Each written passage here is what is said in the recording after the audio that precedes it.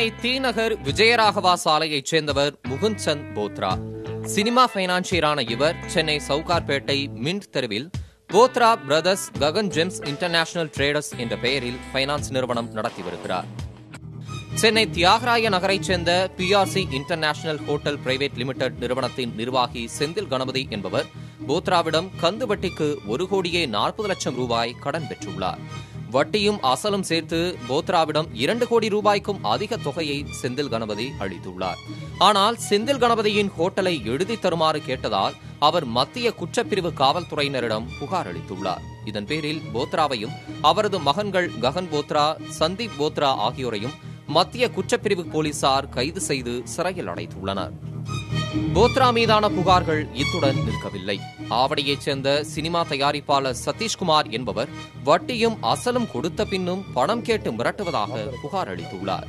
போத்ரா மீது ஏற்கனவே தேனாம்பேட்டை, தீநகர், பாண்டி பஜார் காவல் நிலையங்களில் வழக்குகள் நிலுவையில் உள்ளன. போத்ரா மீது இதுவரை மத்திய குற்றப்பிரிவில் 10க்கும் மேற்பட்ட புகார்கள் வந்துள்ளன. கந்துவட்டி பணம் தராததால் இதுவரை 20 சொகுசு கார்களை போத்ரா பறித்து வைத்திருப்பதாக கூறப்படுகிறது. இந்நிலையில் போத்ரா அவரது மகன்களை 5 நாட்களில் காவலில் எடுப்பது தொடர்பான மனுவை எழும்பூர் நீதிமன்றத்தில் காவல்துறையினர் ஏற்கனவே தாக்கல் செய்துள்ளனர். கந்துவட்டி மூலமாக இந்தியாவின் பல பகுதிகளில் இவர்களுக்கு பல கோடி ரூபாய் மதிப்புள்ள அசையா சொத்துகள் உள்ளதாக காவல்துறை விசாரணையில் தெரியவந்துள்ளது.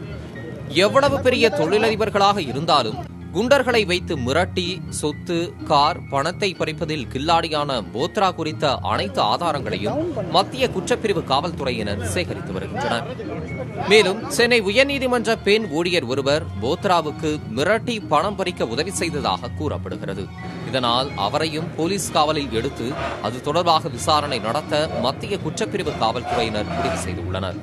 கந்துவட்டி தாதா போல செயல்பட்ட போத்ராவை குண்டர் சட்டத்தில் கைது செய்யவும் மத்திய குற்றப்பிரிவு காவல்துறையினர் திட்டமிட்டுள்ளனர். புதிய தலைமுறைக்காக செய்தியாளர் சுப்பிரமணியன்.